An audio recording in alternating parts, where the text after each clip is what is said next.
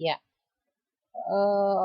takut akan perubahan adalah faktor yang paling kuat atau faktor utama dalam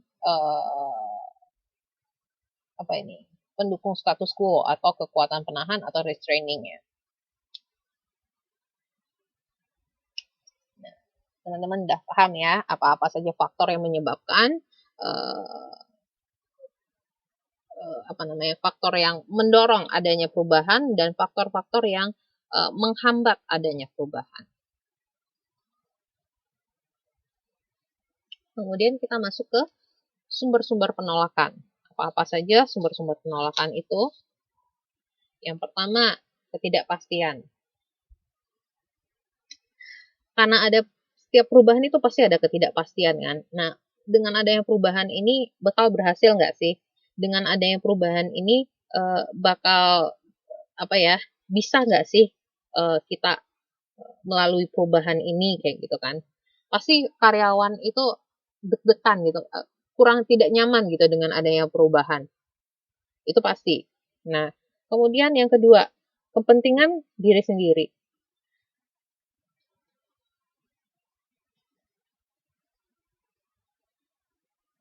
Nah, perubahan itu kan juga memungkinkan gitu kan, mengakibatkan kepentingan anggota organisasi terganggu. Misalnya, dengan adanya perubahan gaji berkurang atau prestasi kerja berkurang. Nah, jadi biasanya dengan adanya perubahan yang mungkin yang cukup ekstrim, manajer biasanya banyak yang cenderung gitu untuk menolak perubahan.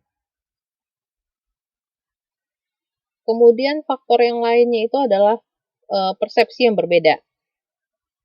Jadi ada beberapa misalnya di karyawan itu atau mungkin manajernya pun ada yang setuju akan perubahan, ada yang nggak setuju dengan perubahan. Nah, itu juga bisa menjadi sumber-sumber dari penolakan akan perubahan. Kemudian ada perubahan suasana kerja.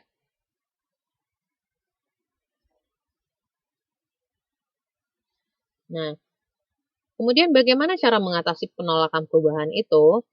Nah, yang pertama bisa dilakukan dengan partisipasi dan keterlibatan. Kemudian yang kedua bisa dilakukan dengan penerangan dan komunikasi. Yang ketiga bisa dengan fasilitas dan dukungan, difasilitasi dan didukung gitu karyawannya. Kemudian yang berikutnya adalah negosiasi dan perjanjian. Kemudian yang kelima bisa dilakukan dengan manipulasi dan kooptasi. Kemudian yang ke-6 bisa dilakukan dengan paksaan implisit dan eksplisit. Seperti itu.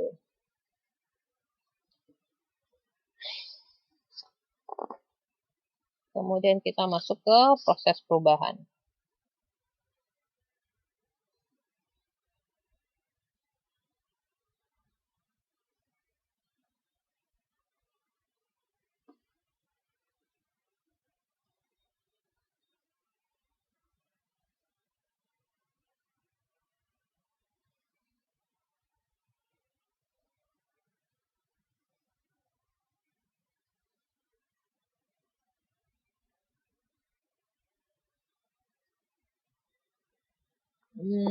Proses perubahan.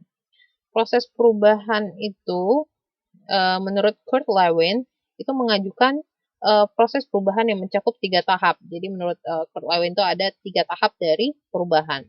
Yang pertama itu adalah unfreezing. Kemudian yang kedua change. Kemudian adalah refreezing. Unfreezing itu maksudnya mencairkan. Nah, dalam tahap ini si karyawan itu akan terkena perubahan yang dijelaskan mengenai pentingnya perubahan sehingga karyawan tersebut sadar gitu pentingnya perubahan itu. Kemudian change diimplementasikan kepada si karyawan, begini loh perubahannya itu, dilakukan perubahannya itu. Nah, setelah proses change kemudian berlanjut ke proses berikutnya, yaitu adalah refreezing, dibekukan kembali. Jadi tahap ini itu tujuannya untuk membuat nilai sikap perilaku yang baru itu menjadi norma yang baru. Nah, tahap ini dilakukan dengan memberi dukungan dan memaksa perilaku yang baru tersebut. Nah, itu adalah proses perubahan. Unfreezing, change, kemudian refreezing.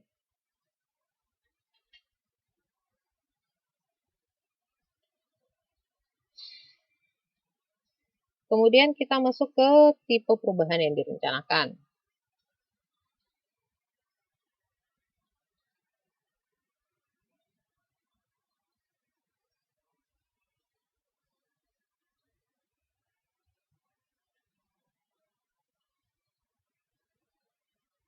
Perubahan dalam organisasi itu mencakup 4 hal. Ada strategi,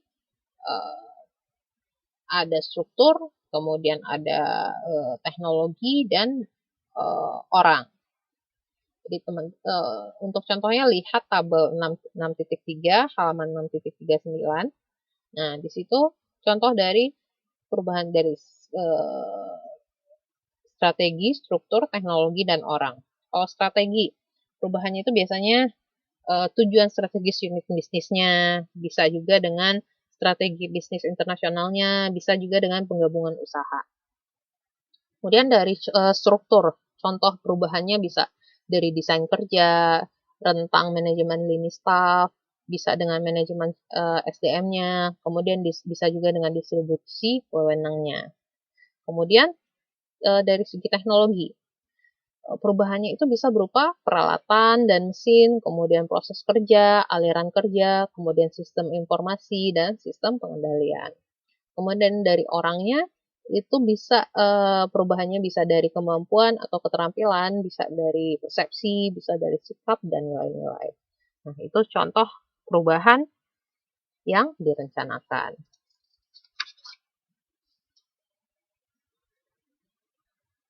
Kemudian kita masuk ke pengembangan organisasi atau organizational development.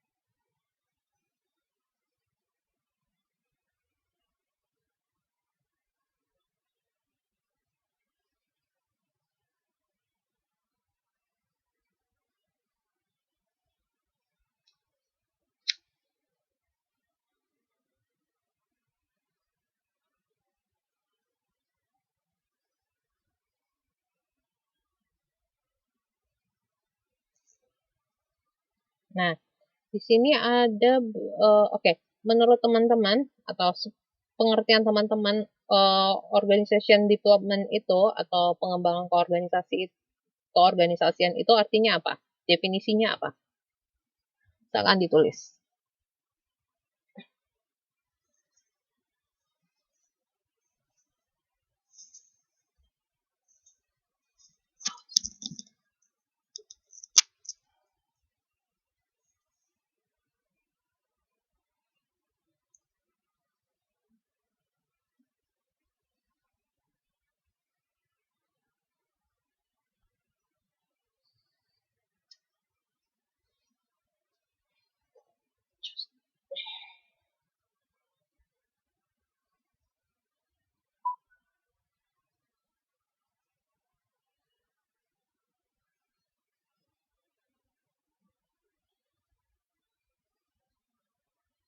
Ditulis dulu definisinya apa menurut teman-teman.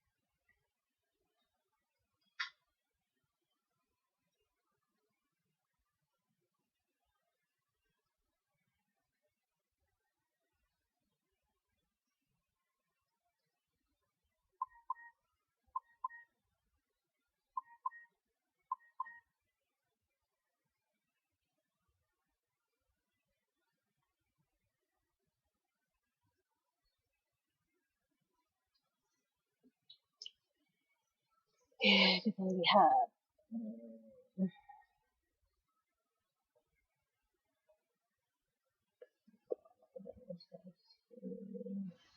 Perubahan yang lebih luas dan lebih komprehensif dan fokus jangka panjang lebih rumit dan lebih perubahan organisasi lebih luas lebih komprehensif maksudnya fokus jangka panjang lebih rumit lebih mahal.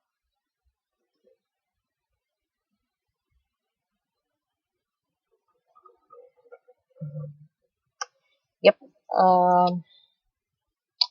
Terima kasih untuk jawabannya. Jadi untuk membuat definisi organisasi organizational development itu ada beberapa hal yang harus teman-teman perhatikan. Yang pertama, proses pemecahan masalah. Ini konsep kunci dari dalam definisinya itu ya, definisi organization development itu atau pengembangan organisasi itu ya. Yang pertama, proses pemecahan masalah. Kemampuan dalam menangani tantangan dan kesempatan yang muncul dari lingkungan. Kemudian yang kedua, proses pembaharuan. Kemampuan menyesuaikan proses pemecahan masalah terhadap lingkungan. Yang ketiga, diagnosis bersama, kerjasama antara manajer dan bawahan.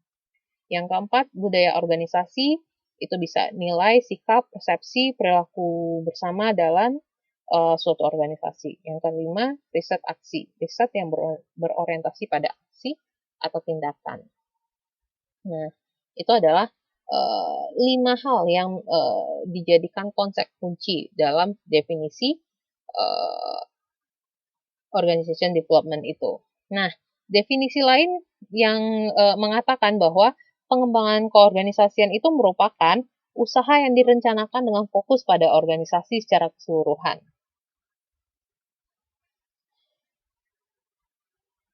Jadi pengembangan keorganisasian itu bisa berawal dari beberapa asumsi. Yang pertama tingkat individu, kemudian tingkat kelompok, kemudian tingkat organisasi. Nah, itu adalah pengembangan keorganisasian. Kemudian kita lihat tipe-tipe aktivitas organization development itu. Di tingkat individu, yang bisa dilakukan adalah training sensitivitas. Kemudian tingkat kelompok, itu bisa dilakukan dengan analisis transaksi. Kemudian tingkat kelompok, itu bisa dilakukan dengan membangun tim. Kemudian konsultasi proses. Kemudian tingkat hubungan antar kelompok, itu bisa dilakukan dengan pertemuan konfrontatif. Kemudian penengah pihak ketiga. Kemudian dari tingkat organisasi, itu bisa dilakukan dengan survei, umpan balik, dan aktivitas diagnosis. Nah, itu adalah tipe-tipe aktivitas organizational development. Kemudian kita masuk ke evaluasi dan kondisi yang diperlukan untuk suksesnya organizational development itu atau pengembangan organisasi. Yang pertama, harus ada pengakuan manajemen puncak bahwa organisasi memiliki masalah. Kemudian yang kedua, menggunakan konsultan. Yang ketiga, dukungan awal dan keterlibatan manajemen puncak. Yang keempat, keterlibatan pemimpin kelompok kerja. Yang kelima, kesuksesan program pengembangan keorganisasian yang pertama akan mendorong kepercayaan terhadap program. Nah, ini adalah evaluasi dan kondisi yang diperlukan untuk mensukseskan organization development ini. Oh, ini masih ada. Yang keenam itu adanya pendidikan mengenai organization development. Kemudian yang ketujuh, mengakui kekuatan manajer yang berhasil. Yang kedelapan, melibatkan Departemen SDM. Yang kesembilan, manajemen kegiatan organizational development. Kemudian yang ke-10, pengukuran hasil kegiatan OD tersebut. Nah, jadi ada 10 hal yang bisa dilakukan untuk mengevaluasi dan kondisi yang yang diperlukan untuk suksesnya OD. Nah, demikian dulu presentasi saya untuk modul 6. Teman-teman ada pertanyaan?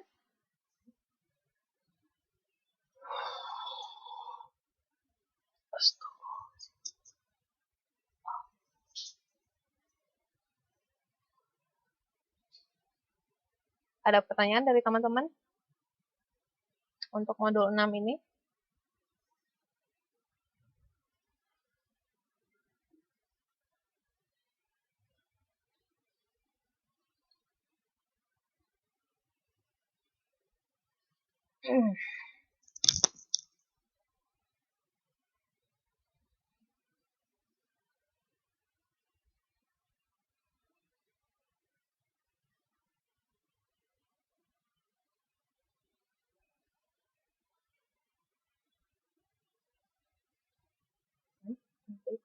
Implisit ya, yang implisit, tidak tersirat, yang tersirat, yang secara tidak langsung. Maksudnya contoh implisit, kalau implisit itu kayak gitu.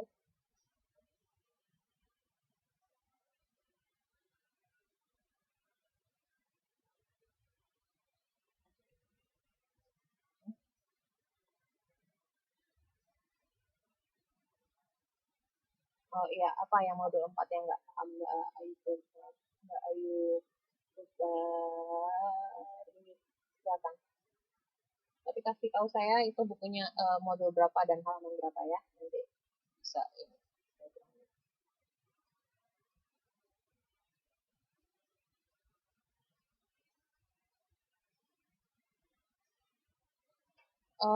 Rephrasing itu maksudnya dibekukan kembali. Jadi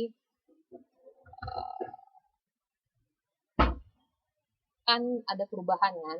Nah, setelah perubahannya itu dilaksanakan, dibikin kebiasaan, nah itu dilakukan terus-menerus. Nah, dilakukan terus-menerusnya itu maksudnya yang di situ tuh itu yang rephrasing. Karena sebelumnya kan misalnya dulu aturannya A, kemudian dirubah jadi B.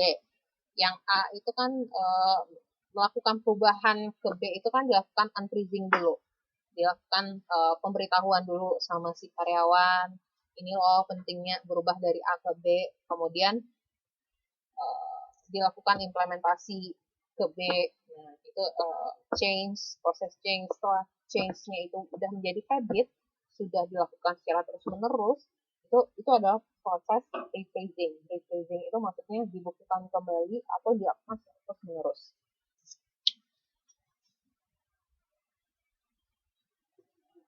Metode peramalan, oke, silakan. Bukunya halaman berapa?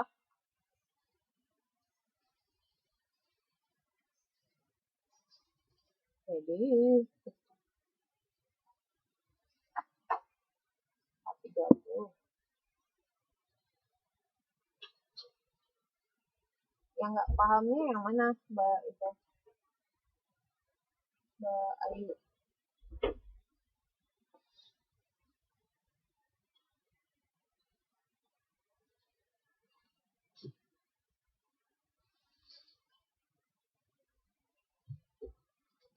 Itu kan ada ininya, penjelasan keterangannya.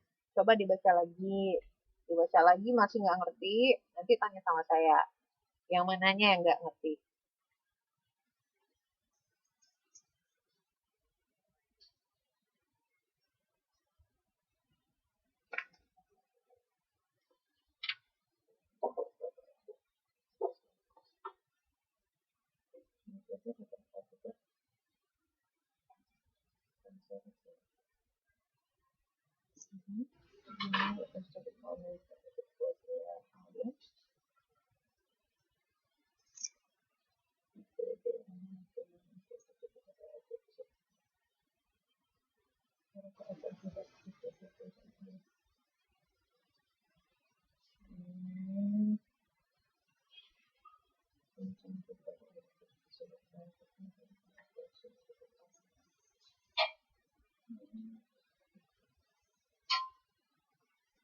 Yang nggak dimengerti di sini apanya?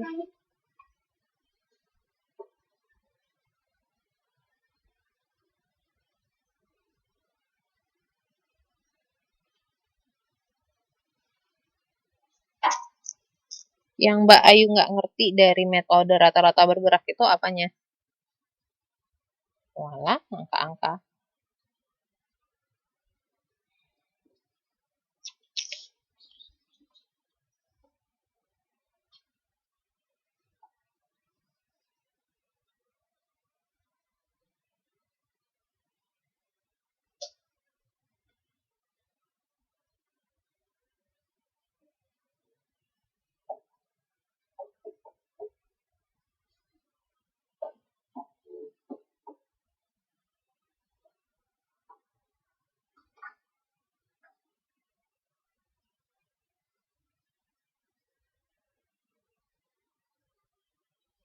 Hmm.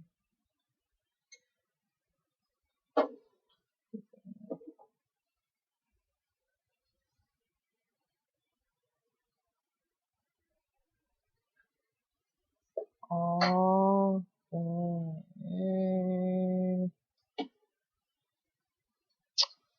Oke. Nanti saya jawab di message saja ya. Hah, maksudnya? Atau lebih singkat? Angka-angka itu loh, Bu. Atau lebih singkatnya bisa tolong dikasih contohnya, Bu. Lah, itu kan memang contohnya. Jadi angka-angkanya itu diambil dari tabelnya itu. Jadi di sini mereka itu menggunakan metode rata-rata bergerak 2 periode. Nanti saya jelaskan nanti ya. Lebih ke arah mana ini dia?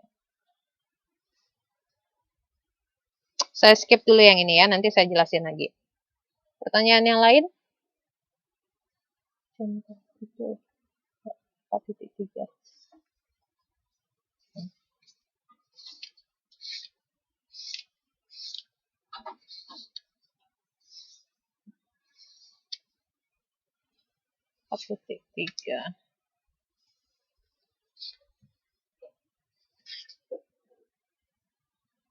Apa itu contoh? Maksudnya Mas Ahmad Basofi maksudnya apa? 4.3.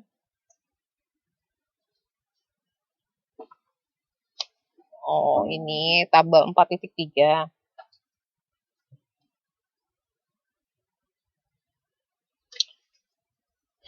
Contohnya agak ini yang nanti saya carikan contoh yang lebih masuk akal untuk yang metode rata-rata bergerak ini. Nanti ya. Ada pertanyaan lain? Kalau misalnya nggak ada pertanyaan lain, kita sudahi dulu pertemuan kita untuk malam ini. Tolong teman-teman untuk buat ringkasan buat modul 6 ini. Seperti biasa, maksimal 2 halaman. Dikumpul ke email saya. Oke. Ketua kelasnya hadir, Mas Saiful?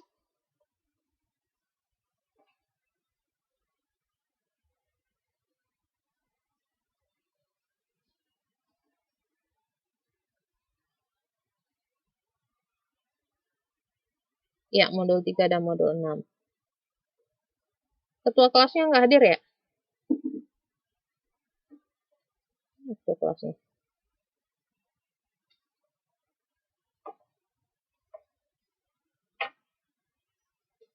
Ada.